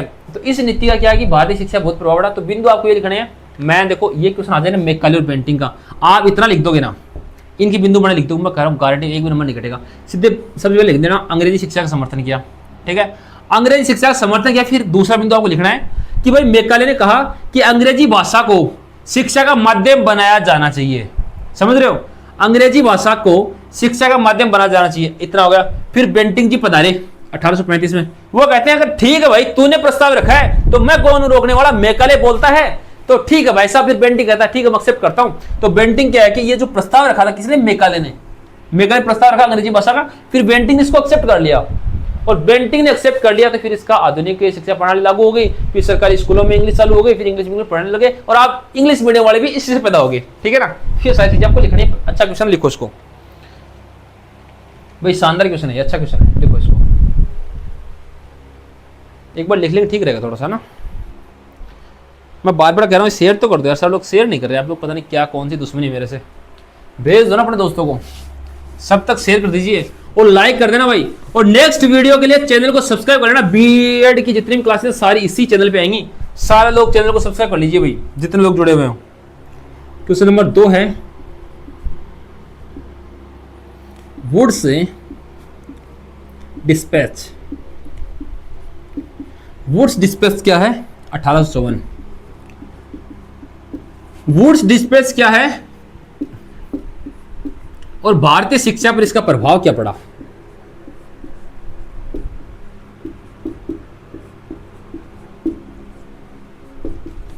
ठीक है, ये इसका आंसर लिखने से पहले एक बार फिर से आपको वही चीज बताऊंगा, जिनको व्हाट्सएप ग्रुप में ऐड होना, ये नंबर सेव कर लेना सारे विद्यार्थी, जितने भी लोग जुड़े हुए ना,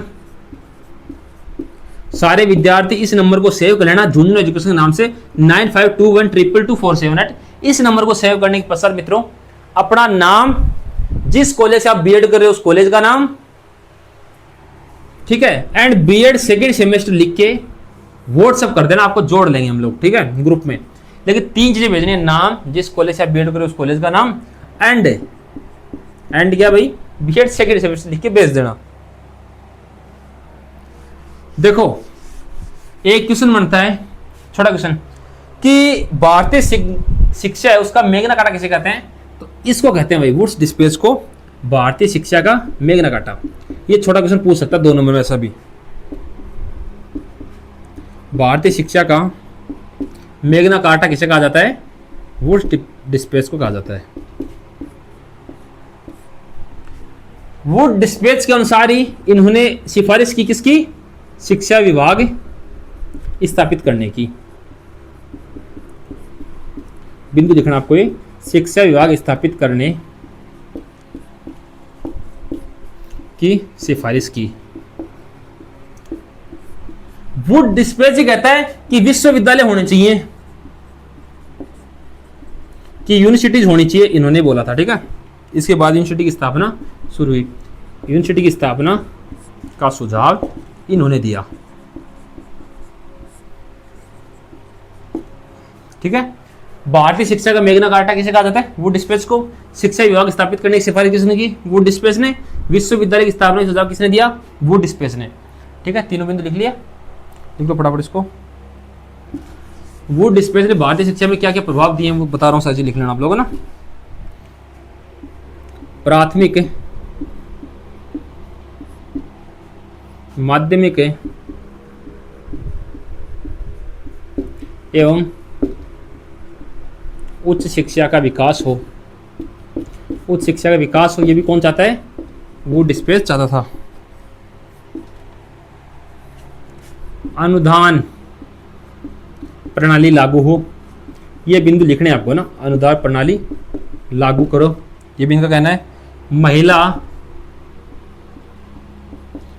शिक्षा प्रोत्साहन, महिला शिक्षा बढ़नी चाहिए, ये भी ये कहते हैं, ठीक है, महिला शिक्षा। व्यावसायिक शिक्षा पर बल दिया, शिक्षा पर बल दिया, लिखो इसको, ठीक है। आधुनिक शिक्षा व्यवस्था मजबूत बनाई,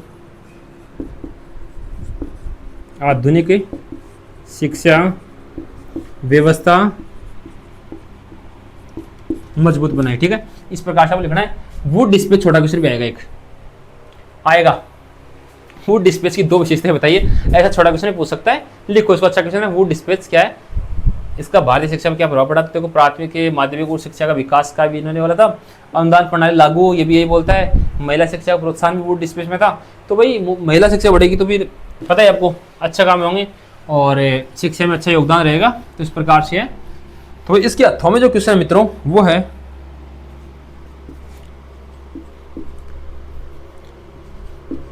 हंटर आयोग। हंटर आयोग है 1882। इसकी प्रमुख सिफारिशें क्या थी? तो लिखिए भाई, हंटर आयोग के बारे में कुछ चीजें बता रहा हूं आपको, लिखना साथ साथ, बोल रहा हूं लिख लेना साथ साथ। हंटर आयोग प्राथमिक शिक्षा के विस्तार पर बल दिया। जो प्राथमिक शिक्षा है, प्राइमरी एजुकेशन है, उसको डेवलपमेंट करने पर जोर दिया किसने? हंटर आयोग ने। अच्छा क्वेश्चन है। प्राथमिक शिक्षा स्थानीय निकायों के सौंपने की मांग की, सिफारिश की, कि जो प्राइमरी एजुकेशन है वो खुद के लोकल क्षेत्रों में ही उसको गाइडेंस करना चाहिए, वहीं से उनको कंट्रोल करना चाहिए, नियंत्रण करना चाहिए, ठीक है। माध्यमिक शिक्षा में सुधार का सुझाव दिया, बिंदु है। महिला शिक्षा को प्रोत्साहित किया। शिक्षण प्रशिक्षण को आवश्यक बनाया, कि शिक्षा दे रहे हो तो उससे पहले खुद का प्रशिक्षण आवश्यक है टीचर का। शिक्षा का निरीक्षण मजबूत करने पर बल दिया, कि आप लोग पढ़ा रहे हो तो उसका निरीक्षण भी करो ना, आकलन भी करो ना, एवलेट भी करो उसको। शिक्षा को जन सामान्य लोगों तक पहुंचाने का प्रयास किया, कि प्रत्येक विद्यार्थी तक शिक्षा पहुंचनी चाहिए, इसलिए फ्री में सबको निःशुल्क सरकारी स्कूलों में शिक्षा बांटी चाहिए। भारतीय शिक्षा के विकास में महत्वपूर्ण भूमिका निभाई हंटर आयोग ने। मोस्ट इंपोर्टेंट है हंटर आयोग, नेक्स्ट बिंदु है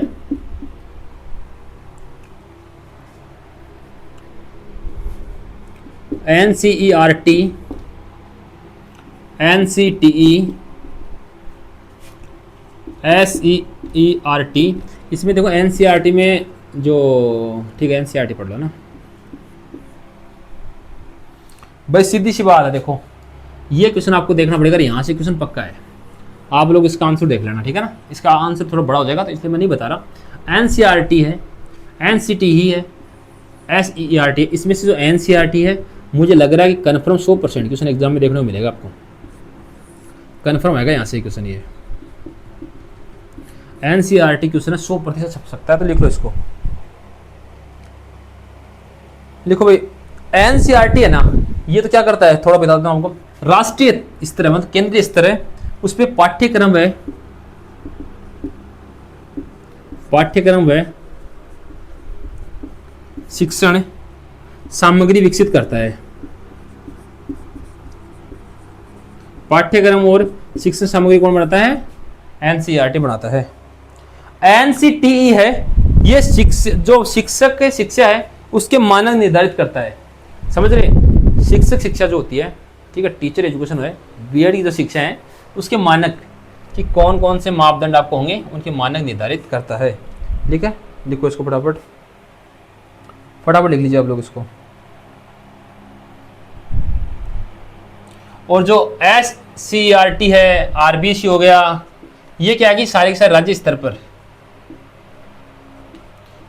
पर पाठ्यक्रम तैयार करते हैं। ठीक है, राज्य स्तर पर पाठ्यक्रम तैयार करते हैं। तो यूनिट 3 में आपको ये पढ़ना है, हंटर आयोग पढ़ लेना, मोस्ट इंपोर्टेंट है मित्रों। यहाँ पे NCERT छप सकता है एग्जाम में, हो NCERT है ना। NCERT क्या, किस प्रकार से NCERT की भूमिका बताइए, इस प्रकार से क्वेश्चन पूछ सकता है आपसे। लिखो इसको फटाफट, ठीक है।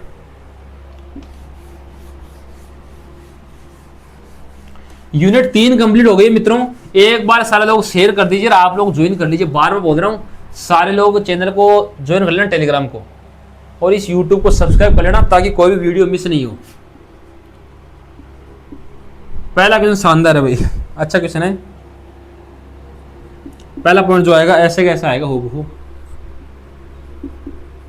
प्रधानाचार्य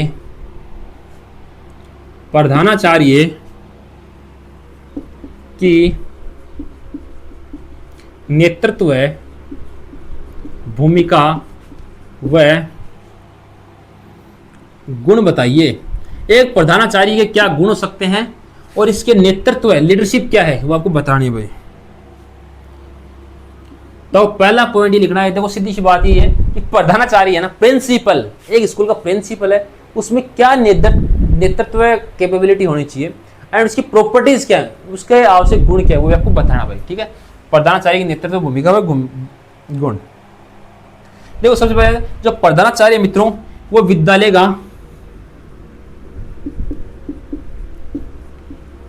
का प्रमुख है,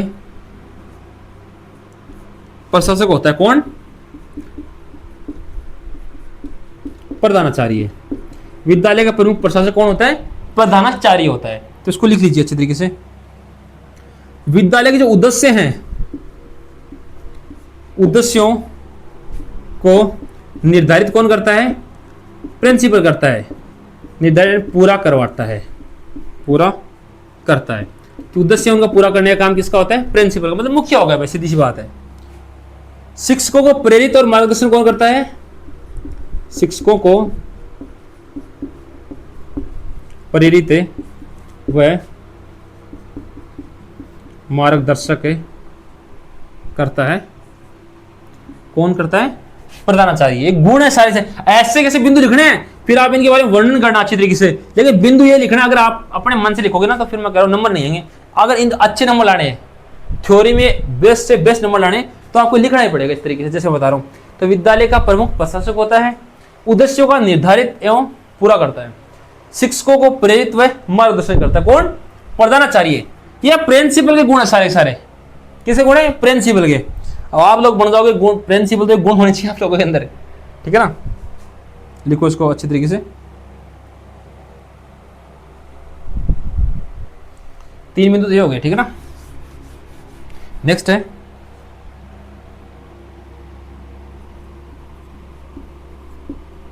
अनुशासन है, अनुशासन है एवं सकारात्मक वातावरण। सही बात, सबसे मोस्ट पॉइंट है ये। भाई स्कूल में अनुशासन होना चाहिए, सीधी सी बात है। और वो कौन करवाएगा? प्रिंसिपल करवाएगा, क्योंकि उसके नेतृत्व में हो रहा है सारा काम। वो चाहेगा वैसे उसकी स्कूल चलेगी। वो जो डिसीजन लेगा उसके डिसीजन पॉजिटिव थिंकिंग वाले होने चाहिए। ऐसे नहीं खुद नेगेटिव रहेगा तो स्कूल तो नेगेटिव रहेगी। तो उसका डिसिप्लिन एंड जो पॉजिटिव वातावरण एनवायरमेंट है वो पॉजिटिव होना चाहिए, सकारात्मक होना चाहिए। एंड उसका अनुशासन डिसिप्लिन बेस्ट होना चाहिए, ठीक है ना, अनुशासन होना चाहिए। सर्वांगीण विकास किसका? विद्यार्थियों का।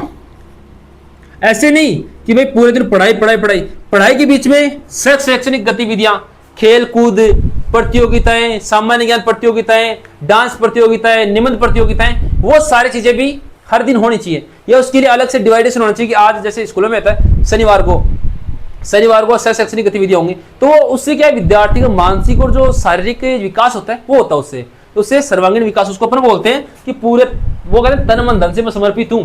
तो तन मन धन से और जो मानसिक शारीरिक हर तरीके से अगर विद्यार्थी का विकास होता है मित्रों, तो उसको अपन बोलते हैं सर्वांगीण विकास। तो ये लिख लेना, सर्वांगीण विकास इज वेरी मोस्ट पॉइंट। इसको आप लोग लिखोगे अच्छा नंबर देगा एग्जामिनर। समाज एंड अभिभावक से समन्वय, वेरी मोस्ट। अब जो प्रिंसिपल है उसका काम ही तो ये कि गांव के लोग हैं उसे समन्वय बिठाना, तभी तो बच्चे भेजेंगे। वरना गांव वालों से तो कभी पूछेगा नहीं, मान लो गांव वालों से कभी भी नहीं मिलता, प्रिंसिपल बात ही नहीं करता, फिर गांव वाले भेजेंगे कैसे?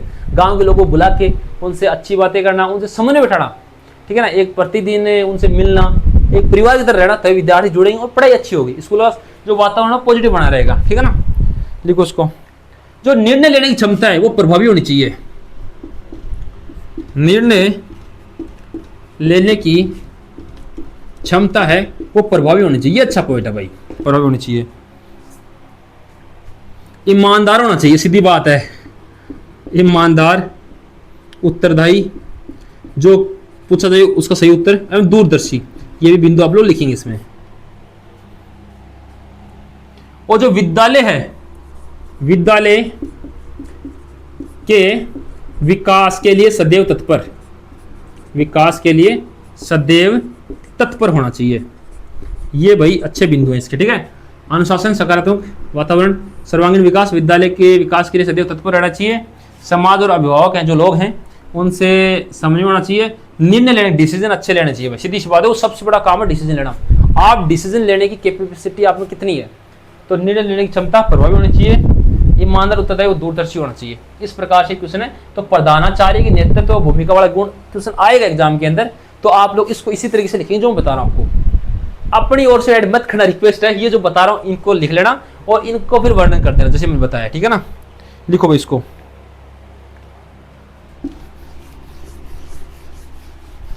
प्रत्येक चीज को समझा करो यार आप लोग, है ना, समझोगे तो ठीक रहेगा। अगला बिंदु है नेतृत्व है। लीडरशिप क्या है? लीडरशिप क्या अच्छा क्वेश्चन है भैया ना। इसका अर्थ, प्रकार, विशेषता पूछेगा। नेतृत्व क्या है? इसका अर्थ, प्रकार, विशेषता पूछेगा भाई। देखो, नेतृत्व का मतलब है कि कोई उद्देश्य है लोगों का, उसके लिए प्रेरित करना। एक नेता जिन बोलो थे हम बस हम कि मैं नेता हूं, तो नेता की बात सुनते हैं। तो ऐसा लोग जो किसी को प्रेरित करता है, ऐसा इंसान जो किसी को प्रेरित करता है अपने लक्ष्य की प्राप्ति करने के लिए, उसको अपन बोलेंगे नेतृत्व है, लीडरशिप उसको बोलेंगे। लिखो इसको फटाफट।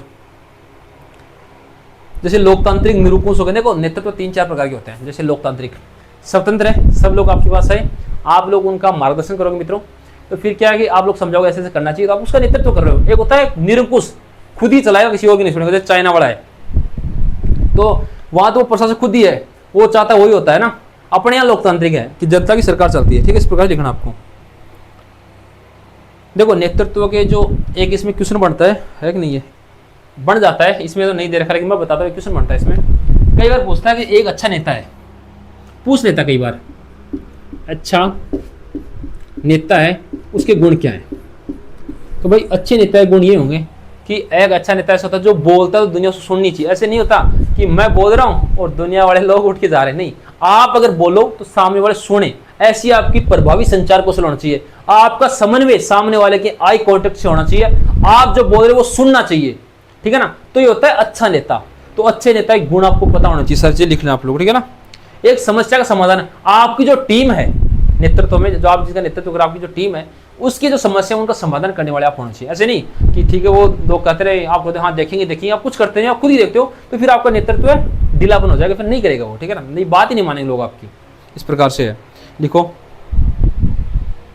सबसे सहयोग और समन्वय, ये ध्यान रखना, जो आपकी टीम है उसके साथ रहना, वही एक अच्छे नेताई गुण है। और नेतृत्व वही होता है कि सारे लोगों को साथ लेके चलना। इस प्रकार से नेतृत्व वाला क्वेश्चन है। तो नेतृत्व का अर्थ, विशेषता, प्रकार, ये क्वेश्चन पूछेगा कि एक नेतृत्व क्या, एक अच्छे नेता गुण, ऐसे पूछ सकता है। ये बिंदु अलग है, ये इसमें है नहीं, लेकिन मैं बता रहा हूं आपको। और नेतृत्व क्या ऐसे पूछ सकता है, लिखो इसको फटाफट।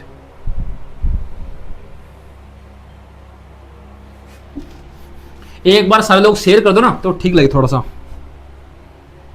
मानव, नेक्स्ट पॉइंट है, मानव संसाधन, मानव संसाधन प्रबंधन क्या है? प्रबंधन है ना। ह्यूमन रिसोर्सेज मैनेजमेंट क्या है? इसका अर्थ लिखिए सबसे पहले तो, कर्मचारी है ना, कर्मचारियों का प्रभावी प्रबंधन करना, इसका अर्थ है प्रबंधन करना, इसका अर्थ है। लिखो इसको, जैसे मानव संसाधन प्रबंधन है, स्कूल में क्या मानेंगे कि जो योग्य शिक्षक हैं, इसका पहला काम है योग्य शिक्षकों की नियुक्ति, कि भाई जो योग्य शिक्षक है, पढ़ाने लायक अध्यापक है, उनकी नियुक्ति करे। सबसे पहला गुण यही है। अयोग्य टीचरों को ले लेगा तो फिर शिक्षा का प्रभाव भी गलत हो जाएगा। कार्यों का उचित विभाजन, कार्यों का उचित विभाजन, कि कौन सा काम किस टीचर को करना है वो करना आवश्यक रूप से अनिवार्य है, ठीक है। कर्मचारियों को प्रेरित,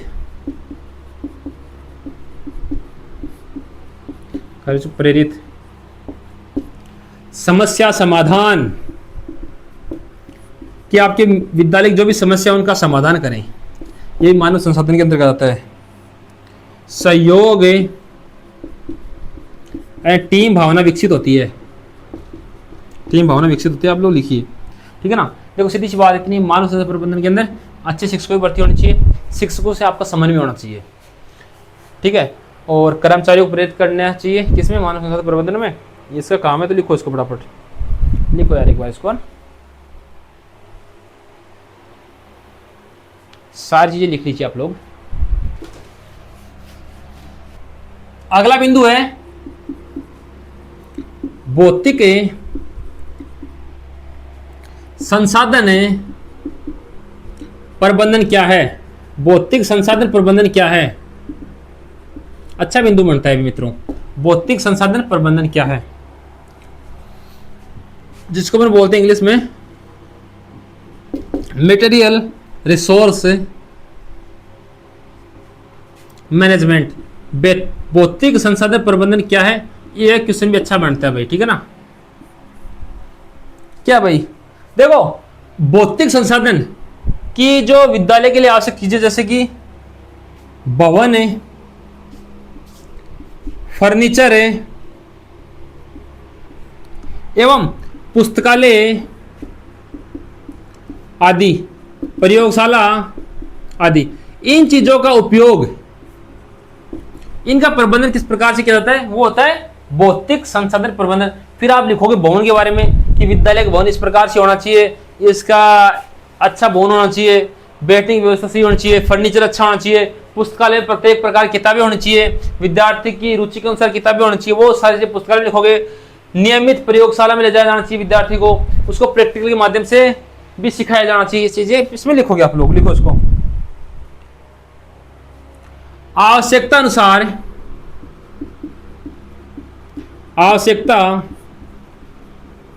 अनुसार नई सामग्री उपलब्ध होनी चाहिए। अच्छा क्वेश्चन है, आवश्यकता अनुसार नई सामग्री उपलब्ध होनी चाहिए। संसाधन है,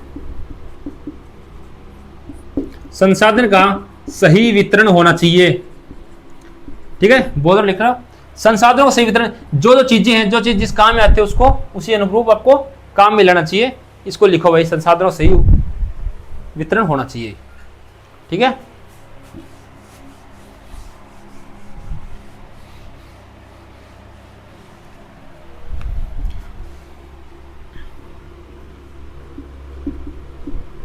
अनावश्यक नुकसान से बचें,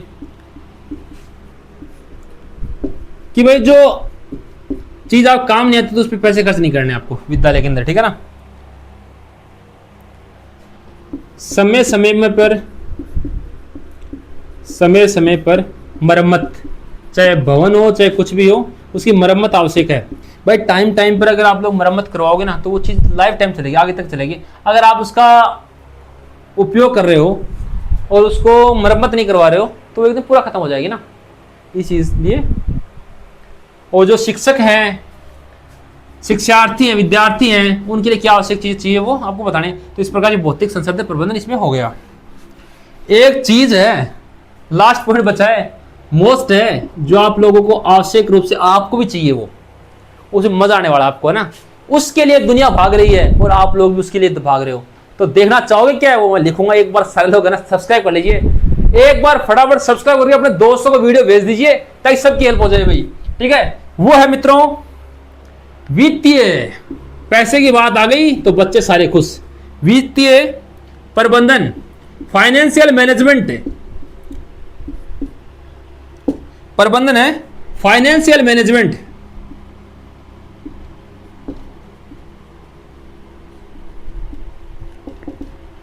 फाइनेंशियल मैनेजमेंट क्या है वो आपको पता है, इसका महत्व क्या है, किसका फाइनेंशियल मैनेजमेंट है, उसका महत्व क्या है, और ये फाइनेंशियल मैनेजमेंट है क्या। इसका अच्छा क्वेश्चन है, एजुकेशन सिस्टम इन इंडिया। ठीक है, भारतीय शिक्षा प्रणाली है, एंड स्कूल मैनेजमेंट, जो स्कूल का विद्यालय का जो मैनेजमेंट है वो क्या है वो आपको बताना भाई, लिखो उसको।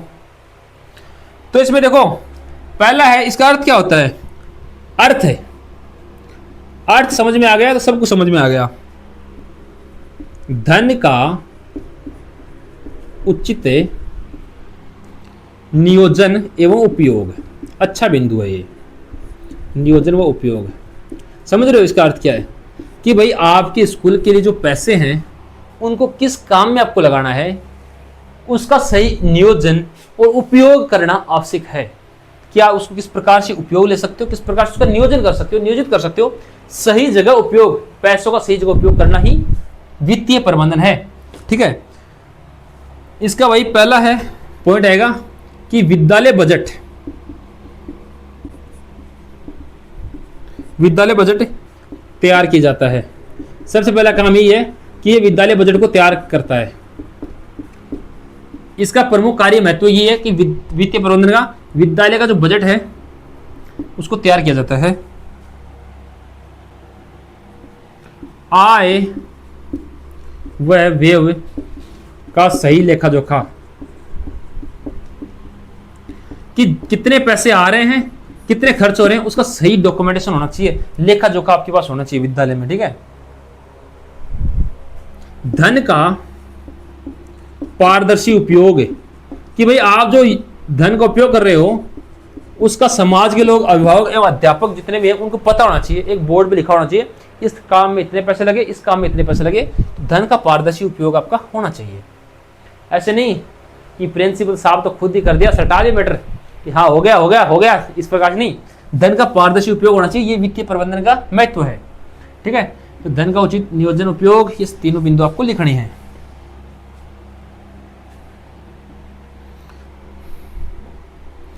अनावश्यक खर्चे कम, अनावश्यक खर्चों पर नियंत्रण, सीधी सी बात है, खर्चों पर नियंत्रण, कि जो चीज उपयोगी नहीं है उसके लिए नियंत्रण करना चाहिए भाई, उस पर पैसे खर्च नहीं करने चाहिए। वित्तीय अनुशासन, पैसे सही जगह उपयोग होने चाहिए। ठीक है, इसका महत्व एक होता है संसाधनों का सर्वोत्तम उपयोग होता है। ठीक है, देखो इसको, अनावश्यक खर्चों पर नियंत्रण होता है, वित्तीय अनुशासन होता है, संसाधनों का सर्वोत्तम उपयोग होता है। एक महत्व है इसका कि वित्तीय प्रबंधन है, इससे सारी चीजें सही रहेंगी, धन का सही उपयोग होगा, तो विद्यालय के विकास में सहायता मिलती है। विद्यालय विकास में सहायता मिलती है किससे? वित्तीय प्रबंधन से, जो फाइनेंशियल मैनेजमेंट उससे। ठीक है, तो इस प्रकार से मित्रों मैंने चारों यूनिटों के जो अच्छे क्वेश्चन थे, जो आपका पेपर था बीएड सेकंड सेमेस्टर का education system in India and school management, इसके क्वेश्चंस विद आंसर्स प्रश्न और उत्तर आपको बता दी। आप इस क्लास को बार बार पढ़िए, बार बार देखिए, दूसरी जगह कुछ भी देखने की आवश्यकता नहीं है। मैं गारंटी के साथ कह रहा हूं आपके 95% से कम नंबर आ जाएगा, मेरा वादा आपसे। 95% नंबर ले जाओगे आप 100 में से, अगर आपने ये पॉइंट जो मैंने बताया इनको पढ़ लिया, क्योंकि आपके सिलेबस के मोस्ट पॉइंट यही है। तो इनको अच्छी तरीके से पढ़िएगा, बार बार रिपीट, यही क्लास देखनी है आपको, और कुछ भी नहीं पढ़ना। मैंने हर एक बिंदु को समझा दिया कैसे आपको लिखना है। ठीक है, तो आप लोग इसको पढ़िएगा और सब तक शेयर कर देना। और नेक्स्ट क्लास के लिए सारे विद्यार्थी चैनल को सब्सक्राइब कर लेना, और इस टेलीग्राम चैनल को सारे विद्यार्थी ज्वाइन कर लेना। तो सब्सक्राइब कर लीजिए और सब तक शेयर कर दे। धन्यवाद साथियों।